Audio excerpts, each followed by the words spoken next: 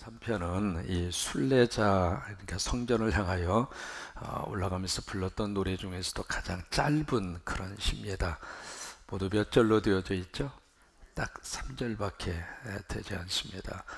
처음 출발 자체가 아주 감격 가운데 그렇게 시작을 하고 있습니다. 보라, 이걸로 시작합니다. 무슨 얘기냐면 말하지 말고 직접 확인하라, 그 말이죠. 그러면서 이제 그 다음에 어찌 그리라고 하는 단어가 나오는데, 그 어찌 그리라고 하는 것은 어떤 감탄적인 것을 여기서 의미를 하고 있습니다.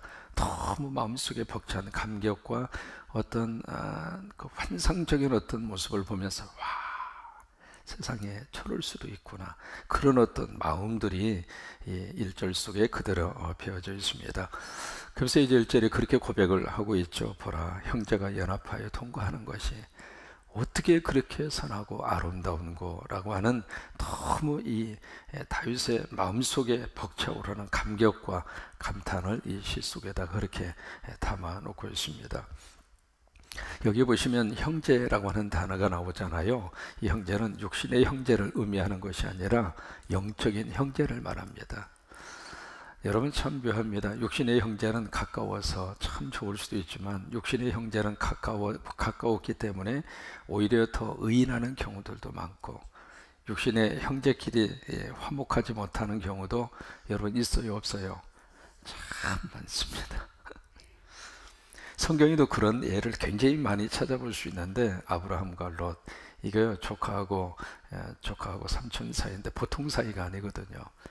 그리고 롯의 아버지가 세상 일찍 떠난 다음에 아브라함이 아버지 노릇을 해서 그 조카를 키운 거예요. 그러면 보통 사이가 아니잖아요. 그럼에도 불구하고 어떤 자기의 이권 앞에서는 삼촌이고 조카고 없는 거예요. 그게 세상입니다. 여러분, 요셉의 경우를 보더라도 형제들, 배다른 형제 10명이 있었잖아요. 그 배다른 형제하고 이 요셉하고 관계가 여러분 좋았습니까? 안 좋았습니까? 안 좋았죠. 그러니까 육신의 형제는 좋을 수도 있고 나쁠 수도 있다고 하는 것을 우리가 경험적으로 알고 있습니다. 근데 여기서 말을 하고 있는 형제라고 하는 것은 육신의 형제, 그러니까 피를 나눈 형제의 개념을 뛰어넘는 거예요. 여기서 말하는 형제는 예수님 안에서 만난 형제입니다. 누가 나의 어머니며 누가 나의 형제이고 누가 나의 자매인가, 누구든지 아버지의 뜻대로 행하는 자가 내 형제고 자매니라. 다시 말해서 예수님 안에서 정말 하나님의 가족으로 만난 사람. 그래서 여기 형제라고 하는 말을 영어로 그렇게 번역을 하고 있습니다. God's people, 하나님의 백성이다. 그러니까 하나님의 백성된 사람들이 정말 예수님 안에서 같이 이렇게 보여서 서로 아름다운 모습을 보이고, 서로 의지하고, 서로 사랑하고, 서로 덮어주고, 그렇게 형제처럼 지내는 그 모습. 또 그런데 여기서 형제로만 지내는 것이 아니라 여기에 보시면 동거라는 이야기는 같이 사는 거잖아요. 같이 그렇게 살고 있는 그 모습이 이렇게 다윗이 봤을 때 와, 너무 좋다는 거예요. 저런 바라기는 우리 성관교회 모든 성도들이 그런 모습으로 우리가 같이 신앙생활을 했으면 좋겠어요. 여러분, 우리는 하나님 안에서 한 가족입니다. 인정하시면 하면 좀 형님도 되고 동생도 되고 누나도 되고 그리고 언니도 되고 자식도 되고 부모님도 되고, 정말 하나님 안에서 정말 하나님이 보실 때에 그래, 성광교회 교회들 참 한 가족으로 그렇게 서로 의지하고 살고 있구나. 근데 그 모습을 이렇게 봤을 때 어떻게 그렇게 선하고 아름다우고, 그 말을 들을 수 있는 그런 교회와 그런 공동체로 하나님께서 우리 교회를 축복해 주시기를 바라고, 그런 믿음의 좋은 가족으로 서로 엮여져서 서로 의지하고 서로 덮어주는 그런 역사가 임하게 되기를 주의 이름으로 축복합니다. 그러면서 그 모습을 두 가지로 해서 비유를 하고 있습니다. 그 모습이 너무 선하고 아름다운데 그것이 바로 마치 두 가지로 설명을 해요. 2절 보시면 머리에 있는 보배로운 뭐요? 기름. 머리에다 기름을 부었는데 그 기름이 수염 곧 아론의 수염이 흘러서 그의 옷깃까지 내림과 같도다. 여기 이제 아론은 첫 번째 대제사장이 아론입니다. 그래서 제사장이 될 때에는 머리에다 기름을 갖다가 부어요. 기름을 갖다 붓는데 그 기름이 너무 머리에다가 기름을 많이 부어서 아론의 수염, 그러니까 아론의 수염이 있었던 거죠. 수염을 타고 어디까지 내려가요? 저 밑에까지. 여기 기름이라고 하는 것은 두 가지의 뜻을 가지고 있어요. 첫째는 거룩이라는 뜻을 가지고 있고, 두 번째는 은혜를 의미하고 있습니다. 그러니까 그 믿음의 공동체가 마치 하나님께서 하늘문을 열으시고 쏟아부어 주시는 기름처럼 거기에 하나님의 거룩함이 충만하고, 또 하나님이 주시는 은혜가 가득 차서 그 장소에 머무르지 않고 이것이 저 옷깃까지 내림까지, 무슨 얘기? 이게 차고 넘쳤다는 얘기. 이 차고 넘치는 것을 가리켜서 우리는 충만이라고 합니다. 충만이라고 하는 것은 가득 찬 상태가 아닙니다. 가득 차서 더 이상 거기에 담을 수 없는 상태, 그게 충만이거든요. 그러니까 내가 은혜로 충만하다, 그 이야기는 나만 은혜로 끝나는 게 아닙니다. 옆에 있는 사람까지 은혜가 가는 거예요. 그러니까 여기서 시작된 이 기름이 이곳으로 끝나지 않고 여기를 타고 저 밑에까지, 이게 막 차고 넘치는 거예요. 기쁨이 내 안에 충만하잖아요. 그럼 옆에 있는 사람까지 같이 기쁜 거예요. 이게 충만하지 않으면 나는 기쁜데 옆에 있는 사람은 열받치고 있는 거예요. 충만하지 않는 거예요. 그러니까 거기까지 이것이 막 넘치는 거예요. 넘치는 거. 여러분, 그런 역사와 능력이 있을 때 이 세상이 살맛나는 세상으로 바뀌어지고, 그런 은혜와 역사가 충만할 때 가정의 분위기가 하나님께서 원하시는 모습으로 확 바뀌어지게 되고, 교회 때문에 주변 사람들도 살맛나는 역사가 나타나고, 그렇게 되시기를 바랍니다.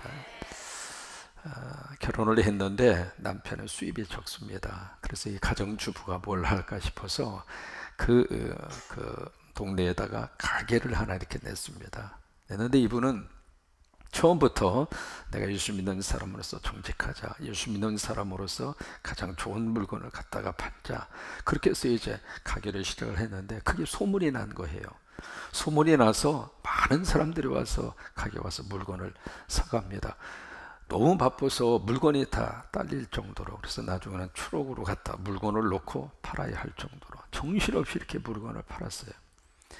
근데 어느 날 남편이 퇴근을 하고 딱 와서 정신없이 물건을 파는 아내를 보면서 한마디 합니다. 여보, 참 우리가 이렇게 장사가 잘 돼서 참 좋은데 우리 동네 옆집에 있는 가게가 손님이 없다는 이야기를 들었다고. 그래서 남편이 하는 말이, 그들도 먹고 살아야 할 텐데. 참 여러분, 그 마음씨가 참 좋잖아요. 나는 돈을 벌어서 참 좋은데, 우리 가게는 바빠서 좋은데 옆에 있는 가게는 손님이 없어서 지금 궁색하다. 그 마음이 마음속에 꽂힌 거예요. 그래서 부부가 서로 상의를 합니다. 그래, 그러면 우리가 어떻게 할까? 그러면서 무슨 생각을 하느냐면, 이제부터 물건을 조금만 갖다 놓기로 남편하고 서로 합의를 해요. 그래서 물건 띄우는 양을 줄입니다. 줄이고 나서 손님이 와서 찾으면은 그거요, 그 옆집 가게에 있다고, 저 앞에 있는 가게로 가라고, 거기에도 있다고, 우리 가게는 없다고, 그러면서 오는 손님을 그쪽으로 보내드린 거예요. 그러다 보니까 점점 어떻게 돼요? 바쁜 것이 좀 줄어들게 됐죠. 수입은 좀 줄어들게 됐어요. 그런데 그러면서 자기에게 여유가 생겼고 시간이 생기면서 평소 자신이 좋아하는 일을 하게 될 수 있는 여유가 생긴 거예요. 그 사람이 뭘 좋아했느냐면 독서를 그렇게 좋아했어요. 독서를 좋아하면서 글 쓰는 것을 참 그렇게 좋아했어요. 그래서 이제 여유가 있고 시간이 있으니까 틈틈이 독서하고 책을 쓰고, 일약 세계적으로 유명한 작가가 돼요. 그 사람이 누구냐면 일본의 미우라 야야코라고 하는 사람이에요. 그분이 쓴 책 가운데 빙점이라고 하는 책이 있습니다. 산케이 신문의 최고의 작품으로 인정을 받았던 그 작품이잖아요. 이게 예수 믿는 사람으로서 이렇게 넘치게 하는 거예요. 넘치게 하는 거예요. 우리는 너무 욕심이 많아서 우리 속에 막 썩어도 좋다 이거야. 썩어도 그냥 내 속에다가 채워놔야 되고, 썩어 문둥그려져도 그거 내 욕심 차리고 그러지 말고. 이것이 믿음의 공동체에게 주시는 하나님의 너무 귀한 모습이란 말이에요. 자꾸 넘치는 거예요. 여러분, 하나님께서 은혜도 그렇게 넘치도록 주시기를 바라고, 또 성령도 이렇게 넘치도록 주시기를 바라고, 영적인 것도 마찬가지고 세상적인 것도 마찬가지예요. 그래서 머리에 기름 부음 받은 것이 옷깃까지 내림같이 그렇게 차고 넘치는 역사가 나타날 수 있게 되기를 바라요. 그 다음에 3절에 보시면은 두 번째 말씀을 하십니다. 헐몬에 뭐라고 그랬죠? 이슬이 어디에 내려요? 시온의 산에 내려요. 이 헐몬산이라고 하는 것은 저쪽에 이스라엘의 북쪽에 있는 가장 높은 산이잖아요. 2714m, 가장 높은 그런 산입니다. 그래서 그 산은 항상 만년설입니다. 근데 산이 높기 때문에 이게 사막성 기후여서 밤이 되면 갑자기 기온이 팍 하고 떨어져요. 이게 낮에는 올라갔다가 밤에는 기온이 떨어지니까 기온의 그 격차만큼 갑작스럽게 이슬이 많이 형성이 됩니다. 그래서 헐몬산에는 보통 가랑비 이상의 수준의 이슬이 그렇게 급하게 적시는 거예요. 근데 거기에 비해서 이 시온산은 산이라고 할 것도 없습니다. 언덕백입니다. 그리고 거기는 그렇게 이슬이 그렇게 많이 내리지 않아요. 그러니까 저 헐몬산에 내린 그 이슬이 어디로 흘러가느냐면 시온산까지. 무슨 얘기예요? 높은 데서 낮은 데로 흘러보내는 거라. 바로 그것을 의미하고 있거든요. 여기 이슬이라고 하는 것은 생명을 말합니다. 특히 이스라엘은요, 이 강유량이 아주 좋기 때문에 이슬이 내려주어야 식물이 삽니다.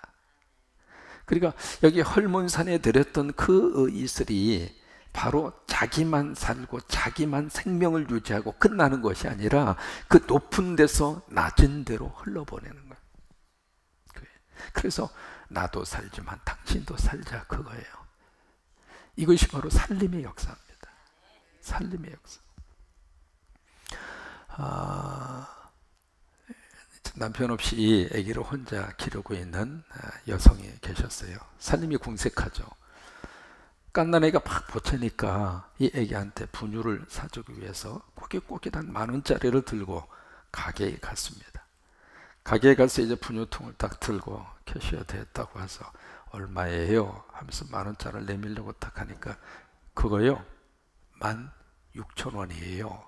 이제 그러면서 분유값을 이야기하는 거예요.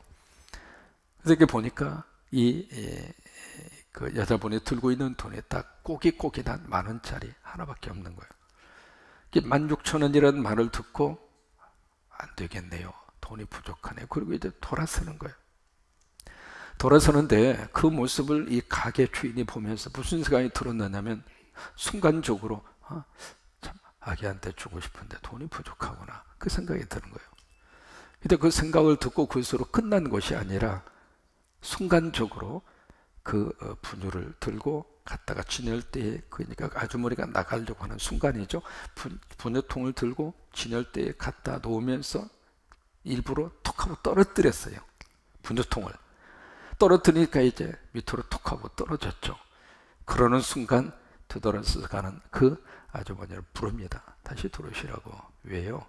이거요, 기스난 거, 여기 찌그러진 것은 8,000원에 판다고. 그러면서 이제 그 아주머니에게 8,000원에 이것을 가져가실 수가 있다고. 그래서 이제 10,000원짜리를 내고 2,000원 거스름돈을 주고 분유통을 준 거예요. 참 그 순간에 그 아주머니는 8,000원을 주고 분유를 사갔고, 그 가게 주인은 8,000원을 주면 8,000원의 손해를 보면서 천국을 산 거예요. 여러분, 그런 사람이 많아지면 세상 사는 것이 어떨 것 같아요? 그렇죠. 그게 참, 그게 사람 사는 세상이에요. 있는 사람은 너무 많아가지고 배 터지고, 없는 사람은 너무 못 먹어서 배고프고, 그 사람 사는 세상이 아니잖아요. 근데 이것은 교회도 똑같다고 생각을 해요. 이제 다음 주 화요일 날 저희 교회가 그동안에 기도하면서 준비하는 것을 이번에 시작을 합니다. 그 중에 하나가 뭐냐면, 지금 우리 노회 안에도 그렇고 주변 교회도 마찬가지고 참 힘들고 어려운 상황 속에 있는 교회와 목회자들이 너무 많습니다. 우리 노예 안에 한 80여 개 교회가 있습니다만은 80여 개 교회 가운데 예산 5천만 원 아래의 예산을 가지고 교회를 운영하는 교회가 7, 80%예요. 여러분 말이 그렇지, 여러분 생각해 보세요. 1년 예산 5천만 원? 그러면 한 달에 얼마입니까? 계산이 나오잖아요. 그럼 그거 가지고 교육자가 어떻게 살고, 그리고 교회를 어떻게 운영을 합니까? 거기에 비해서 우리 성광교회는 사실 군산노예 안에서, 군산노예뿐만이 아닙니다. 저도 기장교회 안에서 우리 성광교회는 그런대로 먹고 살 만한 교회고 부족함이 없는 교회이고, 여러분 인정하시죠? 그럼 마치 우리 성광교회는 헐몬의 이슬하고 똑같은 거예요. 헐몬산에 쏟아지는 이슬처럼 우리 성광교회는 그런 교회 중에 하나라고 하는 것을 우리가 부정할 수가 없습니다. 지금 벌써 1월부터 여기까지 새 가족만 하더라도 지금 몇 명이 오셨어요. 물론 그분들이 다 정착할지 안 할지 그건 모르겠습니다만은 적어도 몇 개월 되지 않는 사이에 그 정도 새 가족이 올 정도로 성광교회는 헐몬산이라 마찬가지라 그 말이에요. 거기에 쏟아지는 이슬은 보통 이슬이 아니라 그 말이에요. 그러면 그 헐몬산에 쏟아지는 이슬을 여기에다가 담아놓고 우리만 행복하고 그거 아니에요. 낮은 데로 흘러가야 돼. 그래서 화요일날 우리가 지금 품기 위해서 약 한 40여 개 어려운 농어촌 교회 교육자들 초청을 하고 사모님들도 같이 초청을 하고 그분들하고 좀 같이 약속을 하고 앞으로 3년 동안 일정한 액수 우리가 보조를 해드리겠습니다. 그것으로 끝나지 않고 같이 목회적인 협력 관계를 같이 맺고 같이 세미나도 하고, 그래서 다음 화요일 날은 정말로 정성을 다해서 주님 대접하는 심정으로, 팀장님 부탁해, 정말 주님 대접하는 심정으로 기도하면서 반찬 하나하나 신경을 써서 그렇게 해서 정말 대접을 잘 해드리고 싶어요. 그리고 그냥 그것으로 끝나지 않고 여비도 좀 드리고, 그리고 우리 여신도 총여신도 회장님 안녕하세요. 안녕하세요. 우리 여신도에서도 뭐라도 거기 오신 분들한테 뭐라도 좀 이렇게 드렸으면 좋겠고, 우리 남신도 회장님 부인, 예, 부인님, 예, 그 남신도에서도 꼭 뭐라도 이렇게 해드려서 그 참 여러분 그 목회에 그런 생각하거든요. 저 목사님 실력이 없어서 저희 가서 목회한다고. 차상영이는 무슨 실력이 있어가지고 여기 온 겁니까? 그런 거 아니잖아요. 하나님이 가라고 하면 어쩔 수 없이 가는 거예요. 하나님이 하라고 하면 아멘하고 하는 거예요. 그게 목회의 길이에요. 그래서 우리가 이 헐몬산의 이슬처럼 우리만 흠뻑히 이슬에 젖어가지고 우리만 그냥 아유 그러지 말고 오늘 말씀처럼 저 시온에 있는 산까지 그시같이 이렇게 내려가서 말 그대로 살림의 거룩한 역사가 흘러가서 우리도 살고 그쪽 교회도 살고 그쪽 목회자들도 살고 그런 역사와 능력이 함께 할 수 있었으면 좋겠어요. 또 하나 그 일을 하는 데 있어서 저나 여러분이나 절대로 교만하지 마세요. 내 돈 주는 거 아닙니다. 하나님의 돈이지. 마치 내 주머니에서 나가는 것처럼 어깨에다 힘주고 고개 내밀고 하나님 기뻐하지 않아요. 다 성도들이 낸 헌금이고 하나님의 돈인데 그 돈 가지고 우리가 지혜롭게 써야 할 책임적인 위치에서 지혜롭게 우리가 관리하고 쓰는 것뿐이지 내 돈 나가는 거 아니거든요. 그렇게 하면 안 돼요. 그렇게 하면 하나님 복을 주시지 않아요.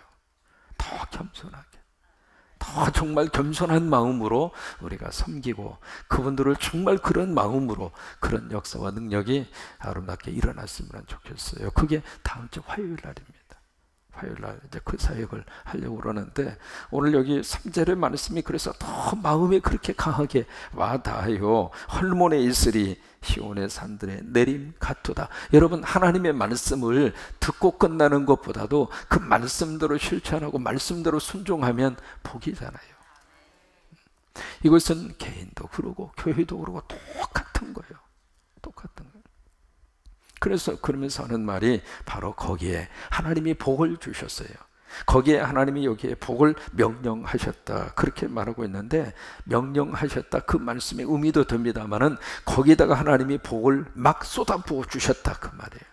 그 복을 쏟아부어 주신 복이 바로 무슨 복이냐면, 여기 3절 끝에 보시면 바로 뭐예요? 곧 무엇이로다? 영생이로다. 우리가 영생이라는 단어를 좀 재해석을 해야 할 필요가 있습니다. 영생, 영원히 사는 거잖아요. 근데 이 영생을 죽음 이후에만 생각합니다.